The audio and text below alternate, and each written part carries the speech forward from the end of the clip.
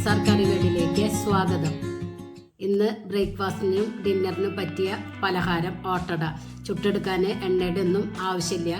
തലേദിവസം പച്ചരി നല്ലവണ്ണം കഴുകി സോക്ക് ചെയ്ത് വയ്ക്കുക ഓവർനൈറ്റ്. പിറ്റേ ദിവസം അപ്പം എപ്പോഴാണോ ചുട്ടെടുക്കണമെന്ന് വെച്ചാൽ ആ ടൈമിൽ മിക്സിയുടെ ജാറിലിട്ടിട്ട് ഇത് അരച്ചെടുക്കുക. റെസ്റ്റ് ചെയ്യാൻ വെക്കുക ഒന്നും വേണ്ട, അപ്പം തന്നെ ചുട്ടെടുക്കും. അതിനായി ഇതുപോലത്തെ കപ്പിൽ 2 കപ്പ് പച്ചരി നല്ലവണ്ണം കഴുകി ഓവർനൈറ്റ് സോക്ക് ചെയ്ത് വെച്ചതാണ്. ഇത് മിക്സിയുടെ ജാറിലേക്ക് ആഡ് ചെയ്ത് കൊടുക്കുക.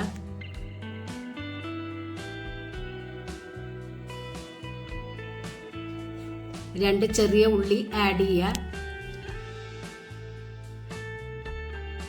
1/2 ടീസ്പൂൺ പെരിഞ്ജീരകം ആഡ് ചെയ്യുക. ഏത് പാത്രത്തിലാണോ അരി എടുത്തതെങ്കിൽ ആ പാത്രത്തിൽ 1 കപ്പ് ചോറ്, ആവശ്യത്തിന് വെള്ളം ആഡ് ചെയ്യുക. എന്നിട്ട് നല്ലവണ്ണം പേസ്റ്റ് രൂപത്തിൽ അരച്ചെടുക്കുക. അരച്ചെടുത്ത മാവ് ഒരു ബൗളിലേക്ക് ആഡ് ചെയ്യുക. ഒരു ആവശ്യത്തിന് ഉപ്പിട്ട് കൊടുക്കുക. 1/2 കപ്പ് തിരുമ്മിയ തേങ്ങ ആഡ് ചെയ്യുക. ഈ നാളികേരം നിങ്ങൾക്ക് ഈ മാവിൻ്റെ കൂടെ അരച്ചെടുക്കാം.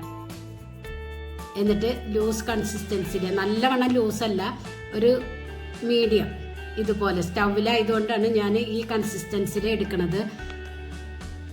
അതിലേക്ക് 1 ടേബിൾ സ്പൂൺ വെളിച്ചെണ്ണ ആഡ് ചെയ്യാം.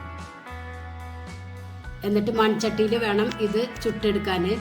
ഹൈ ഫ്ലെയിമിൽ സ്റ്റൗവ് വെച്ച് കൊടുക്കുക. ചട്ടി നല്ലവണ്ണം ചൂടായതിന് ശേഷം 2 തവി മാവ് ഇതുപോലെ ഒഴിച്ചു കൊടുക്കുക. പ്രത്യേകം ശ്രദ്ധിക്കുക, ചട്ടി നല്ല ചൂട് ഉണ്ടായിരിക്കണം.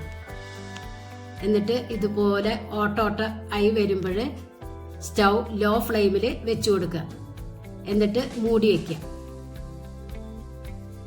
ലോ ഫ്ലെയിമിൽ വെച്ചാലാണ് അപ്പം വെന്ത് കിട്ടുള്ളൂ.